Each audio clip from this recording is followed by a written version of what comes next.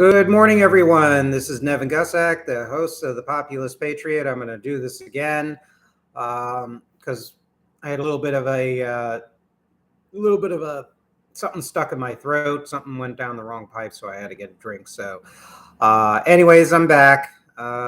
First of all, the show is going to be devoted to the Russia-Ukraine conflict, Russia's aggression against Ukraine, and the future of the United States, because this could be one clenched fist where Russia and China and their allies get together and defeat the United States and occupy our land, which is obviously something we don't want on this show. Some initial thoughts. Well, first of all, I certainly am speaking for myself when I say this, and possibly Herschel, I'm sure, my co-host, that we are in solidarity with the freedom-loving Ukrainian people against the aggressors from Donetsk, Luhansk, so-called People's Republics, as well as the Russian Federation and Belarus is also a rather unreconstructed quasi-communist dictatorship along with Donetsk and Luhansk. And it is my belief, based on Putin's statements and his foreign policy actions, that Putin is secretly a communist still to this day. So what we're dealing with is anti-American communistic style aggression by a dictatorship of Vladimir Putin and the United Russia Party, which is basically in many ways a product of an unreconstructed Soviet system. What should we do in the Ukraine, in my perspective? Number one, we should not send troops over to Ukraine at all whatsoever. Why? Because we do not have the power to get into a conflict with Russia and China, especially on their own turf. Secondly, they have a massive preponderance of strategic nuclear weapons. They do have saboteurs within the United States, Russian, Chinese, Cuban, to name some examples. And we have also a lot of weaknesses in this country. Our country is hopelessly divided. As a population, we're atomized according to class, race, and politics. There's this recent report that I came across. Give you the title. It's available on the Internet World Wide Web. It's very important. It's called A Crisis of Low Morale, Support for the Military and America's Working Class, a monograph by Colonel Zachary D. Kearns of the U.S. Army School of Advanced Military Studies of the U.S. Army Command and General Staff College at Fort Leavenworth, Kansas. And this was published in 2021, and it shows how the decimation and demoralization of the middle class and the working class majorities in this country could potentially have a severe crisis on America's military strength and our ability to be cohesive in the case of an attack. So we also have outsourced quite a bit of our defense industrial production and industrial production in general. We see what has happened with the recent supply chain issues in recent months with the ports, and then before that with the COVID pandemic. And that has placed our economy in mercy. So what makes you think that we can sustain a war against Russia and China? Secondly, what I would do is continue the supply of Javelin missiles and other defensive weapons to the Free Ukrainian Forces. I would also use every means at my disposal, especially diplomatic, to isolate the Russians and their allies. And then thirdly, what I would do, there's a lot that needs to be at home. We have to have a political party, a mass-based political party that will unify the American public under a common populist and civic nationalist brand name. And we have to have leaders worthy of leading. What we have right now in this country, really and truly, much of our leadership seems to be absolutely worthless. Many of the key leaders in the political class work at the behest of globalist, stateless billionaires and multimillionaires. Not to say they're not good ones in those classes that are patriotic, but the vast majority that call the shots politically these billionaires and wealthy donors are really people that just care about their bottom lines, not the future of the country. So we have to restructure our political system, raise the morale of our population. We have to invest heavily in civil defense, in as much anti-missile systems as we can. We have to reindustrialize the United States. And yes, I'm sorry to my Tea Party fans and my Reagan conservative fans. I know this is going to upset you, but it is what it is. We need to go back to the idea that big government is not the problem always. In fact, big government, so to speak, is actually the solution. And this country has benefited from big government programs in the past in the fields of science, in the fields of developing railroads, tariffs, Social Security, Medicare, the whole 9 yards. So we need to take a look at that. And it's going to require trillions of dollars of federal investment to jumpstart our manufacturing capabilities too as well. It's going to have to take interagency coordination, a single political will right now. And all these politicians, most of these politicians, especially, your Tea Party types and all the rest of it, I've seen some of them up close. Most of them work at the behest of corporate donors. Most of them are more interested in their careers and feathering their nests rather than actually coming together, right and left, to the patriotic elements of the right and left, to reindustrialize, renew America's power. And of course, we're going to have to, it goes without saying, continue to build up our naval forces and also enhance our nuclear arsenal, making sure that they're in good working order. I see a comment. Thank you so much, Likovich Chomowski. Thank you so much for writing and listening to the live stream here. Where does the Great Reset come into play with Russia and China?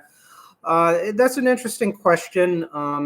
The Great Reset is something, if I recall correctly, that is spearheaded by elements of the billionaire class. In this case, and the Russians and the Chinese are going to try and co-opt it to the best of their ability, like they do with globalist billionaires to begin with. However, there is an aspect of the Great Reset that talks about renewing stakeholder capitalism, and if that is a sincere goal, I support that. I think we have to move away from shareholder capitalism back to the old pre-Reagan stakeholder capitalism, which was actually a way to diminish the appeal for socialism and communism in the United States. But I think the future, to be honest with you, goes beyond Great Resets and all the rest of these other global programs. I think it has to come back to America, renewing its strength internally. It's going to have to go through partial autarky. We're going to have to unify the people under a banner of national solidarity that transcends party, race, and class. That is my thoughts about that. But anything that is pushed by Western political or economic elites, including these fads like Great Reset, count on Russia and China trying to exploit them for their own benefit. Latest news about the Russian aggression against Ukraine. Basically, my thoughts are as follow. Yes, short-term negative, long-time more positive. That's exactly my thinking. Thanks for writing, Jonathan Lau. Definitely the people have to resist. We will win in the end. I do believe there are going to be people that will be coming from the common people, like the comedian president of Ukraine. He's an ordinary guy. He is an ordinary guy like you and all of you, Mr. and Mrs. listeners out there. And this confirms my point. Thank you, Bobby. I appreciate that. This confirms my point and James Burnham's point decades ago that the true elites that are going to govern this country and lead us to victory are not going to come from the big capitalists. They're not going to come from the political elites. They're not going to come from the Heritage Foundation. And God help us if they come from the hardline tanky communists. God forbid. We're all anti-communists on this show. it's going to come from average people. Maybe the author of this paper, Colonel Zachary D. Kearns, who I just referenced earlier. People with vision.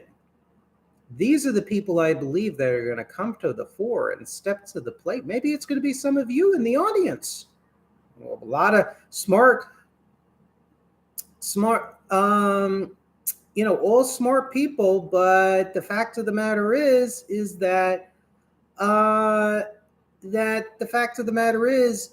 this is where the true elite is going to come. People who think outside of the box. Unfortunately, we don't have these people in positions of power, but these people will come to the fore. People like the Jeff Nyquist, people like Colonel Kearns, and others will come to the fore. People who are not as well known, they will come to the fore. People on the left like Major Richard Ojeda, who shows absolute and total leadership and strength of character, and at times independence from the line of the Democratic Party, although he's become a little more too much with the anti-Trump and everything's anti-Trump. And on this show, I mean, my co-host and I are very critical of Trump, and we give him credit where things are given credit. But anyways, I digress. Oh, Jonathan. Oh, thanks for these comments. Thanks, Jonathan, for listening. I really appreciate that. Do you think Michael Savage is blackmailed or even Tucker or just dupes? They are right on most, but on Russia, oh dear. Yeah, Michael Savage, I mean, on a lot of issues, he's he's a little too of a bit of a trickle downer on some of the issues on the trickle down neoliberal economics. But I mean, I like his positions on restoring Glass-Steagall.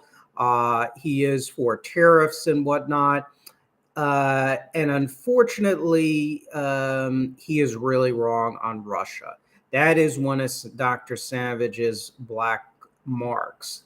And on the previous video with Jeff Nyquist, what I've shown is why did somebody make such a change from sounding almost like Jeff Nyquist, Trevor Loudon, myself, and other scholars and analysts, and now all of a sudden sounding like a Putin stooge, essentially, or Putin praiser or acolyte.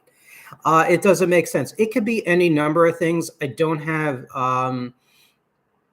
access to any of the intelligence files or intelligence personnel that would talk to me in that respect. But it could be a number of things. And I think these are hard questions and points that need to be brought up in a public forum. Why does Dr. Savage sound like Anatoly Golitsyn? And now all of a sudden, he sounds like a number of these right-wing populists that are Putin apologists. So it could be any number of things with Michael Savage. I don't know. Tucker, he's another one. I know Cliff Kincaid has brought this up, that Tucker Carlson is the subject of an NSA surveillance. We have to ask questions why.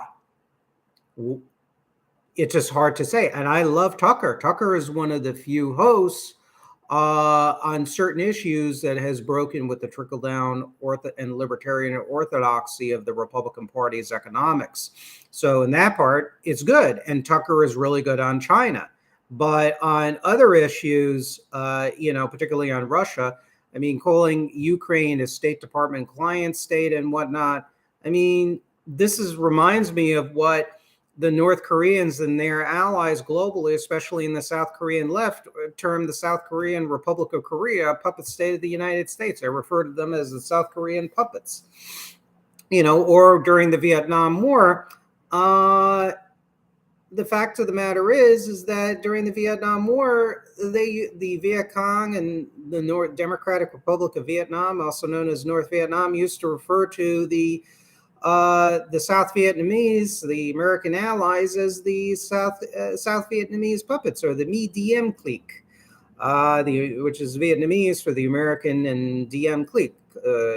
Basically they viewed No Dinh Diem, who was the first president and sort of quasi-fascist dictator of South Vietnam, as an American puppet, and in an effort to discredit them. So it's all the same thing. So Tucker and Savage, yeah, they are repeating pro-Putin RT-style propaganda. It's absolutely terrible and disgusting. Do I think Michael Savage is blackmailed? I couldn't tell you. We can only speculate, but I don't have evidence. All I'm doing is calling to questions. Why did Dr. Savage make such a switch? Was it a genuine change of heart, or was it something else?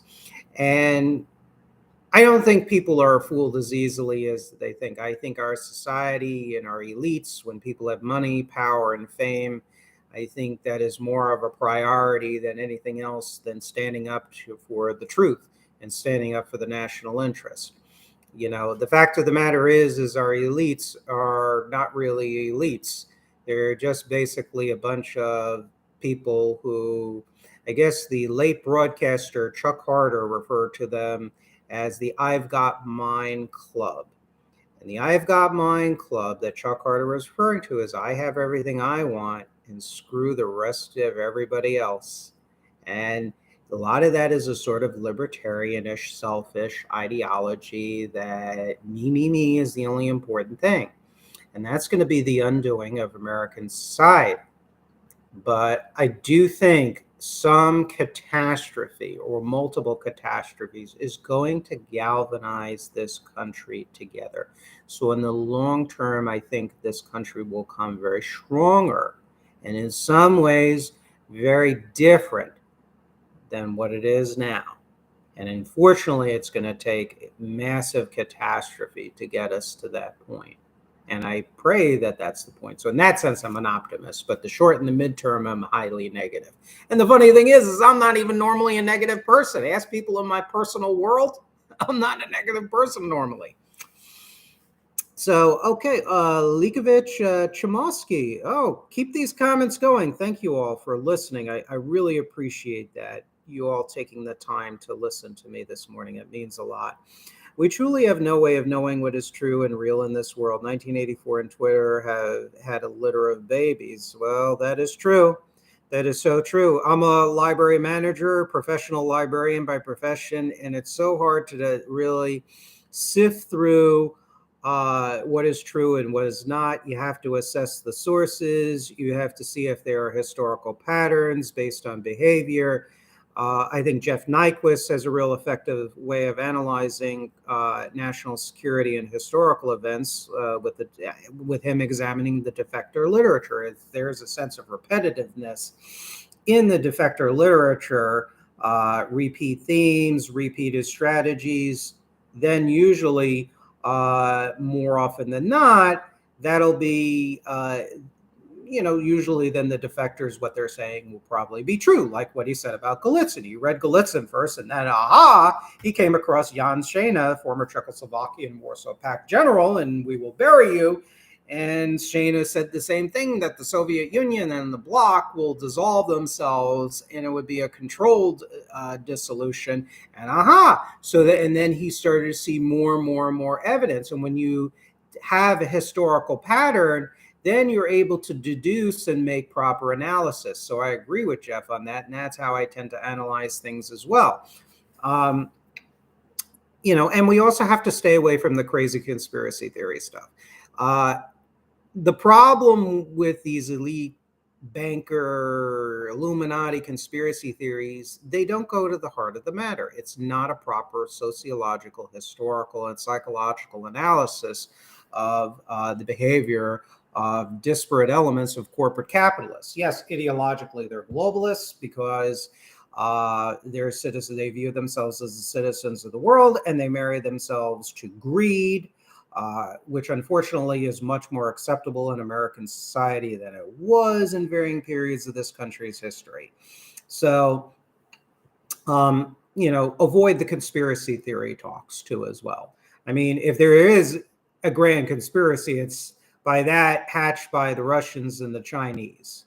But it's not to say that major corporations don't align with their political allies in the United States to populate our legislatures, our courts, and whatnot according to a plan. But it's basically to gain as much from the American worker and the American middle class and the American consumer as much as possible. To them, it's, quote, good business, and they just don't care who they harm. That's really what it comes down to. So let's quit the conspiracy theories and let's go into legitimate critiques of late stage American globalized corporate capitalism.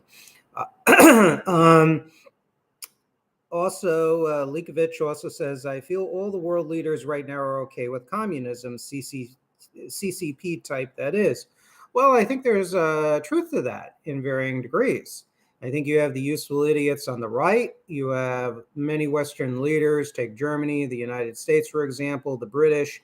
They've allowed a tremendous amount of Russian economic penetration and Chinese economic penetration, and they do that more because it's good business, and the business elites control Western governments. Now you have other elements of the world leadership that are anti-American, and they, ideologically speaking, they want to bring down the United States, both because of ideology, because they also have great power, superpower ambitions to knock the United States, which is the remaining impediment to global dominance, in this case by the Sino-Russian axis. So China has a lot of allies, including the United States. The tanky left in the United States, I mean, they are the worst, some of the worst apologists for China and Russia's international behavior, the so-called peace movements. I mean, you get groups like Code Pink of Medea Benjamin. You have even Democratic Socialists of America. They have spiked, meaning censored articles that were critical of China's trade practices. They have sailed to the further to the left, and they've grown in size too, as well. I mean, we're talking like at least 50 or 60,000 members of Democratic Socialists of America. I mean, that's significant. We're approaching the parties of the left have recruited, at least some of them, to Great Depression era levels of the 1930s. I mean, that's incredible. And it's not good, but it's expected. So, yeah, more and more younger people in the United States are embracing some form of socialism or even communism. Polls have been done since at least 2010, 2011 regarding that. And this is where I might upset a lot of the anti-communists here, but I'm going to say it. When you read and even talk to people as to why they abandon either, the sort of standard political liberalism, conservatism, or whatnot, and they move towards radical political ideologies, either of National Socialism or neo-fascism or some sort of totalitarian forms of socialism or communism. I mean, many of them, I don't want to say legitimate reasons, but they're understandable. More and more, we're not taught the dangers and crimes of communism in the schools and universities. At least that was my experience to some degree. And that was back in the 1990s, and when I was in high school and undergraduate school, with some exceptions. And that problem has only gotten worse. In fact, you have the head of the Party of Socialism and Liberation, Gloria La Riva, who even commented in recent years that the fog of anti-communism is dissipating, particularly with the younger generations. And I think more and more people are seeing that the American dream is unattainable. They have an unrepresentative government, and people are naturally going to look for alternatives. We didn't have this during the middle part of the 20th century in this country. In fact, these sociologists, Daniel Bell, actually said that by 1960, because laissez-faire, stateless, rootless, exploitative capitalism was ended in the United States, the Communist parties really started to scale back their agitation amongst the middle and working classes and the poor in the United States, and they chose other issues to drive wedges in the United States, like women's rights and feminism and the oppression and segregation suffered by the blacks. And of course, they did that by our Black American brothers and sisters. So, of course, communists are just opportunists. They don't care about any of that stuff. They just want power. That's all they want, and to bring down the United States. So Amongst the masses, the younger people, communism, the appeal of communism is growing more and more. So, Likovich, you're absolutely right. I feel all the world's leaders right now are okay with communism, CCP type that is. And there are ones in the Congress, too, that are okay with that. You have Judy Chu, a Democratic Congresswoman from California, very closely tied in with the People's Republic of China. Dianne Feinstein, another Democratic senator from California, totally tied in with the Chinese, and her husband especially, as well as the husband also has business ties with the Cubans, and she's also been favorable to the Russians. So the reason why the world leaders are right now okay with communism, they either like to do business with communists because they believe that trade will tame Russia and China.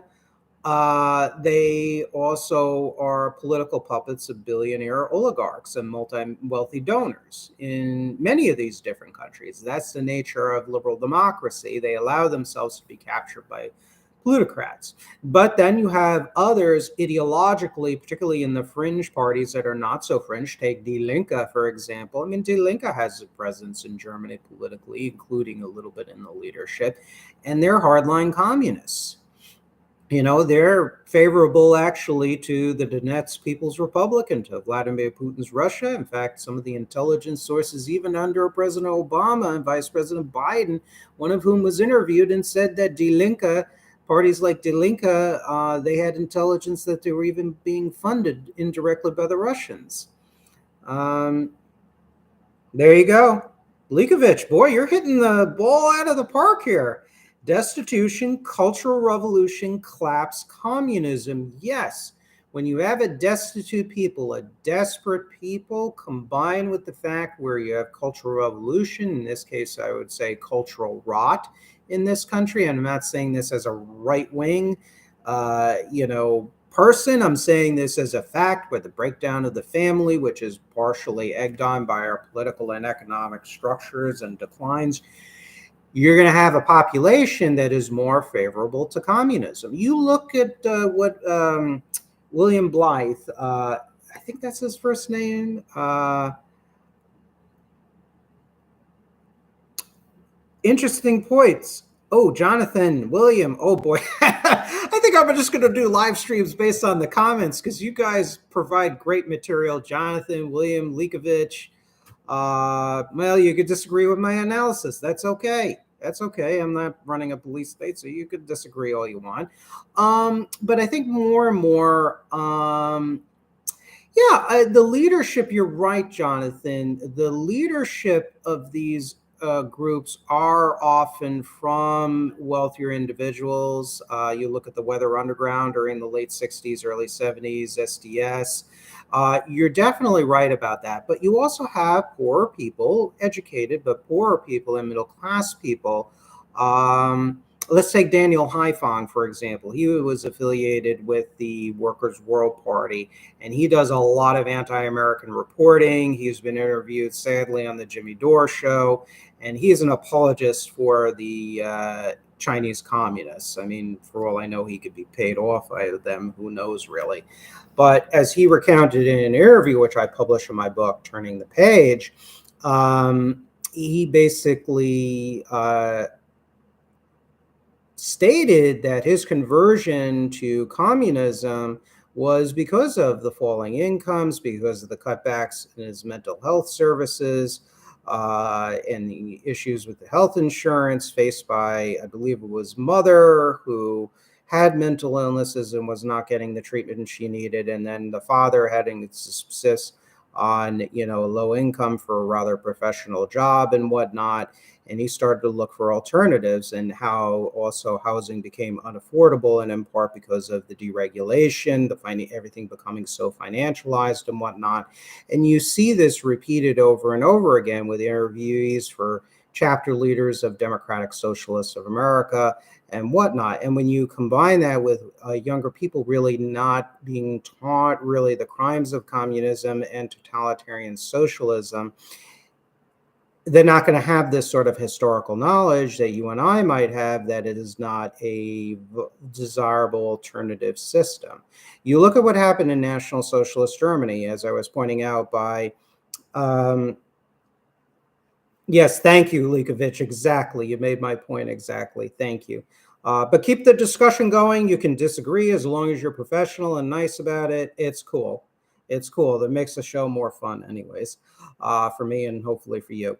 But yeah, the bottom line is Mark Blythe, and he wrote in a book called Austerity. Where he talked about historically how the austerity policies of the social democrats and various conservative governments and the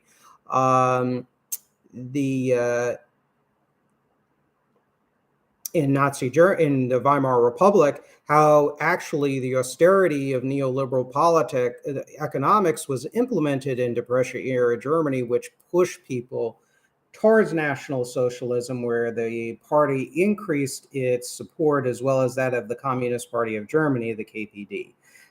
William, have you seen the interview of Klaus Schwab where he has a Lenin bust prominently displayed in the background? I saw the photograph of that. Yeah, there's Western sympathizers with communism, and they were never held to account.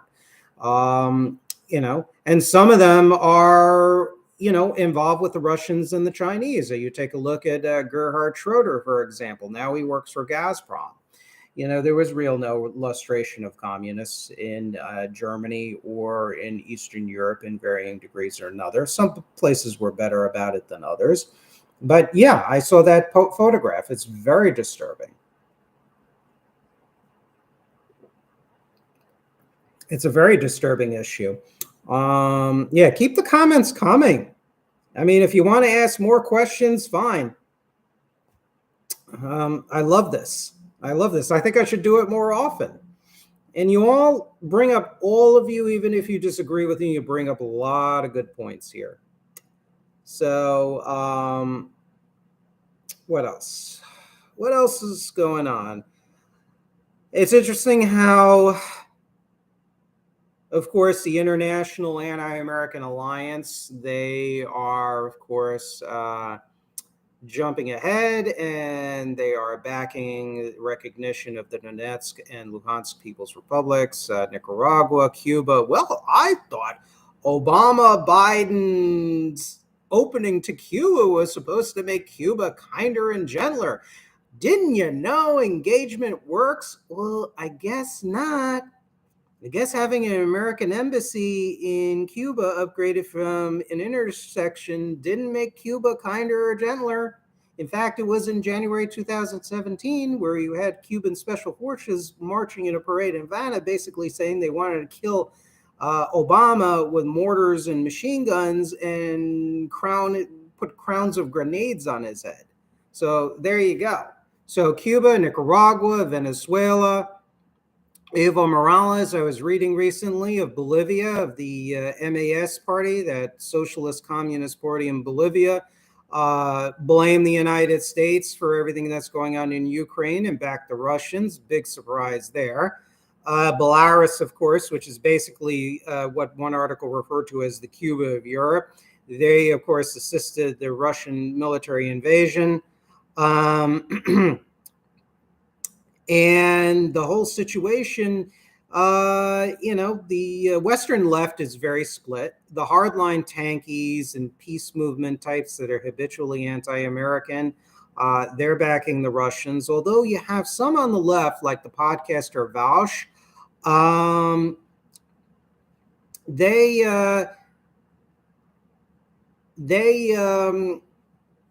Vaush and a few of the other more woke left types are actually big Ukraine supporters, which is rather interesting.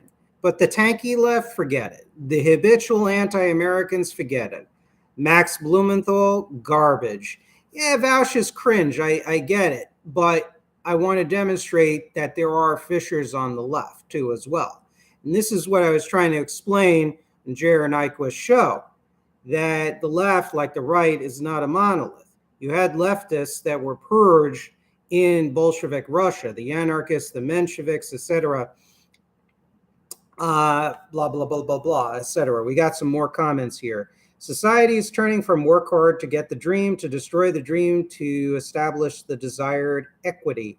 I think it's more, my opinion is a bit different. I think you have the far left prescribing socialism, prescribing equity, which is wrong.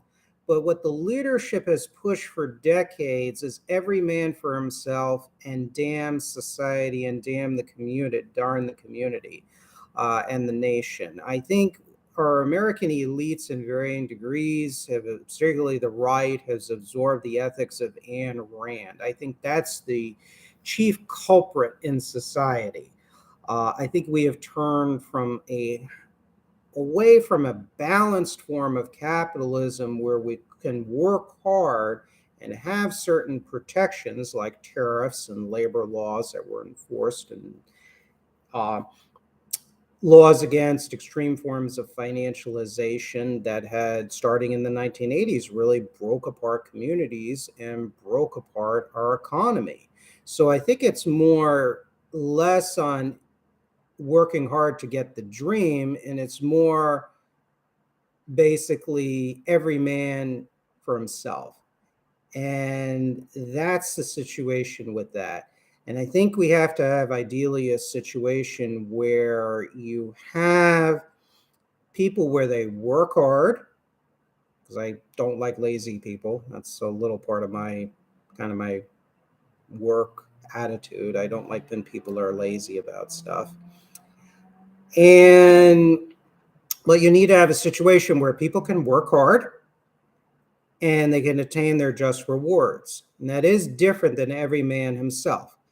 I do believe in fairness. And I know the conservatives and the right wingers and people that are probably listening to this, turn their nose up to fairness because, of course, the corporate propaganda machine, the Rush Limbaughs, the Glenn Becks, the Fox Newses, et cetera, they say, well, fairness is socialism. Well, no, fairness means, you pay people truly for their hard work.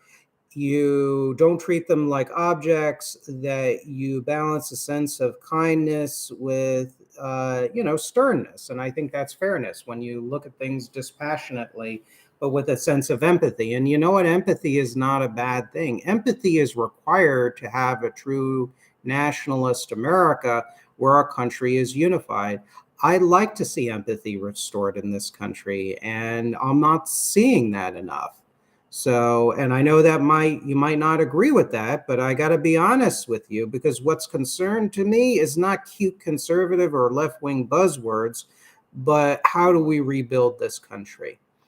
Okay, how would you rate Diana West's American Betrayal? Is the book indicative of just how infiltrated the U.S. government is?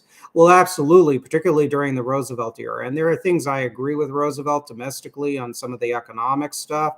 But his further deepened opening to the Soviet Union was a tragic, not even a mistake, worse than a mistake. It really opened a Pandora's box. And Diana West just used primary source data, carefully researched it, and put it into book form called American Betrayal. So yes, I think she adequately and meticulously put together the infiltration by the Soviets and their political sympathizers into the American government. And that is a book I would recommend for people who don't have it to buy it. Heard Ukraine-Russia peace talks, success or just show for both sides? Well, the North Vietnamese signed a peace treaty, the Paris Peace Accords, with the United States. Look where that got you. So communist and Soviet-style leaders, they adopt, and the Viet Cong and the North Vietnamese adopted this, the fight while talking strategy. Mao also did the same, used the same strategy during the mid-1940s, of course, promising coalition government, the Kuomintang, but at the same time undermining the Kuomintang and also continuing with his anti-American ideology. So, yeah, I think Putin, Mr. KGB, and all the apparatchiks, the Soviet-style political leaders in Russian Federation, they're just going to use the peace talks to grab maximum concessions, and then they're going to violate the peace accords. As the United States weakens and weakens and weakens over time, Russia will go stronger, unless there's a miracle where Putin is overthrown and there's a true lustration of communism in Russia.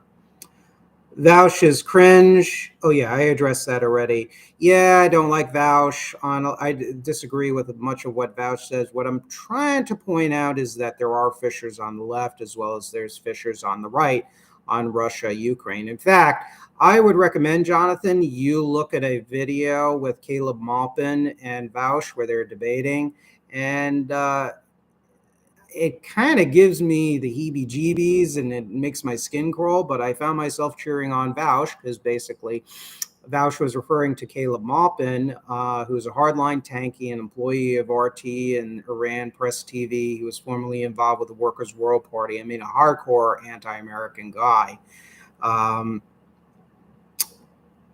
And the thing of it is that basically Vaush referred to Maupin as a genocide denier and the equivalent of a Nazi apologist and whatnot. So there are fissures on the left. Would I say they're friends? Well, my attitude is like I have friends issue by issue on the conservative right as well as the moderate left.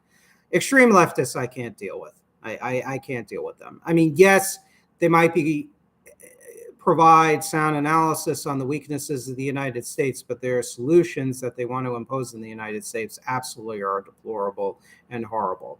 So that's my thought. Why do you think left-leaning politicians who have been sabotaging their armies are so eager to state how they're hardline against Russia? Well, I think some of them probably have seen the light in some cases. The others, they view Russia as a sort of right-wing conservative Christian country. They don't view it as a communist successor or secretly communist state.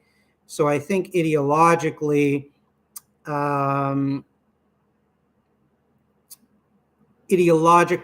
they don't view themselves as fighting against a communist power that is the American left. They view it as that they're opposing a conservative Christian authoritarian dictatorship. And that's a mistake that the left and the right make, unfortunately, like Tucker and Michael Savage. Russia, under the United Russia Party, is basically a Soviet successor state. And there's always been this orthodoxy since the presidential campaign of George S. McGovern back in 1972 within the Democratic Party to at least to be very dovish when it comes to foreign policy and to cut back on the American military and things of that nature. And plus there's also they also don't like the American military in the sense with some of the values that the American military represents. So I think that comes into play too. That's why the far left will cut the military. So yeah, and the left-wing politicians that claim they're against Russia, let's take Obama and Hillary Clinton. They were supposedly hardline against Russia. But it was Obama and Clinton and Biden that pushed forth the New START Treaty, for example, during the Obama presidency, or the permanent normal trade relations with the Russian Federation. Well, how anti-Putin is that? In fact, as Obama was leaving office, he approved licenses to export electronic equipment to the Russian FSB. So really and truly, American politicians, whether the left or right, they play lip service to taking a hard line against Russia or China or the Soviet Union and whatnot. But the reality is much more complicated. They place both sides of the fence. And all the American allies, the NATO allies, have done that.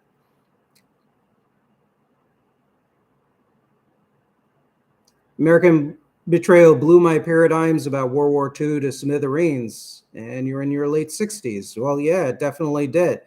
It definitely did with me too, particularly the Soviet penetration of the American government, which was absolutely tragic, and we're living with the consequences of that to this very day.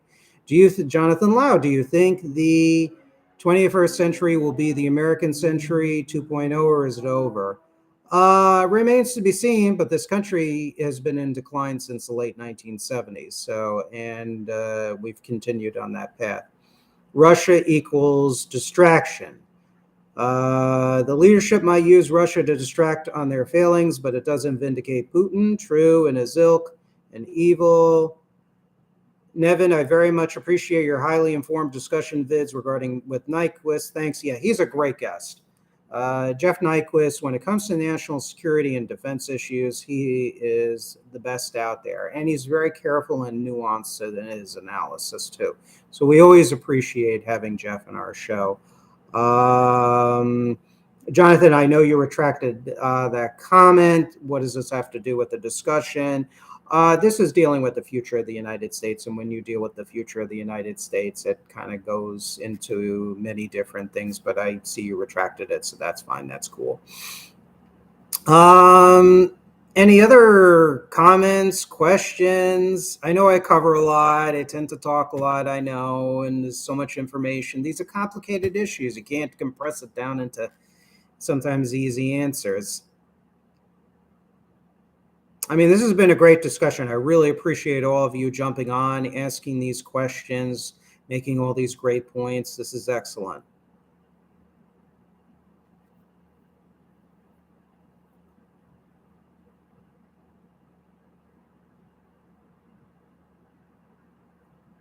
I think I got everybody's. Oh, here we go. Demcad. Okay, this century will belong to China. I don't see any political leadership in DC that can save the US. I agree with you. It's not going to come from DC. It's not going to come from the upper layers of Wall Street. It's going to come from everyday teachers, working class people, small and medium sized business people, maybe some patriotic, super wealthy people. They do exist in this country. Soldiers, officers. Take, for example, Colonel Zachary D. Kearns of this paper that he wrote for the School of Advanced Military Studies, U.S. Army Command and General Staff College, A Crisis of Low Morale, Support for the Military and America's Working Class. That's the kind of guy that we're going to have, that we're going to get potentially our leadership. Because people like this, people like Jeff Nyquist, people like Colonel Kearns, these are the people that speak truth to power. They talk about the uncomfortable subjects to perfectly comfortable people. And this is where leadership is going to come from. It's going to come from everyday people. People like President Zelensky in Ukraine, who's decided to stay and fight for his country. Let me put I got to plug in my thing here. Trump. Well, this is where you and I would have to disagree, Jonathan, and I appreciate the continued comments from you. Trump, DeSantis, Hawley, no. They represent the past. Hawley has made some good populist noises, and he has tried to join with the Democrats during 2020 to reshore our PPE and pharmaceutical production, but the Trump administration really didn't take it seriously because, again, they're paralyzed. All these guys, DeSantis and others, much of the conservative movement is paralyzed by this government is always the problem and never the solution. And when this country was great, we had the combination of free enterprise, but also an activist federal government. You look at the various military programs, you look at the internet, you look at the development of the space program, the homesteads, tariffs, infrastructure projects. You have also populist economic reforms, which blunted the left in this country and the extreme fascist types. Unfortunately, post-2016 Trump, DeSantis, and especially DeSantis, and I live in Florida, they don't agree with that. And Hawley, DeSantis is also, I think, a founding member of the Freedom Caucus, and Freedom Caucus are mostly free traders. And Hawley, he talks like a populist and an economic nationalist, but his voting record is really the opposite of that in many ways. So really, I think there are shades of DeSantis, Hawley, and Trump that I like. They have grains and some stones representing good thoughts and some good policies, but overall, they're doubling down on the same policies and rhetoric that have really aided, embedded, and accelerated in our country's decline. What will happen to the middle class in the United States? The average American won't be able to afford a house. Inflation is eating us alive. How can we save the country if the middle class is shrinking? Totally agree with you, Demcad. We're going to have to de-Reaganize the economy. We're going to have to basically roll back Reaganomics in every form, which has been practiced since the late 1970s, neoliberalism, basically, and globalism. We're going to have to restore the balance between labor and capital. We're going to have to enact policies once again. Essentially, you're going to have to enact policies, tax, trade, immigration, and business policies that incentivize production to the detriment of financial speculation. You're going to have really get rid of right to work laws. And we're going to have some serious discussions about people making the American union movements much more nationalistic. Got to go quickly because I got plans. I got a visitor coming. Your insight about conservatives has opened my mind in new ways. The right does not understand the final phase threat we face. Yeah, absolutely. The right ceases being the right and conservative in the truest sense. Demcad, that's what they want. Move to a red state and try to isolate yourself. I think this is not going to come through isolation. I think we have to come together as a people, as patriots on the left and the right. And I think what we have to do is isolate the people that are corrupt. And then we have to isolate our communist domestic enemies, neo-Nazis, and all the other bad elements. And we have to come together as people under the rubric of national unity.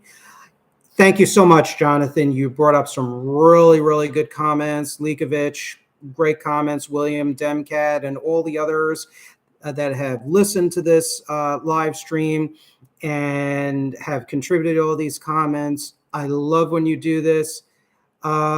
And, you all are great. Great comments. Thank you so much for making my job more interesting. So take care, guys, and I'm definitely going to do some more live streams in the future. Take care, be safe, be healthy, and enjoy the rest of your weekend.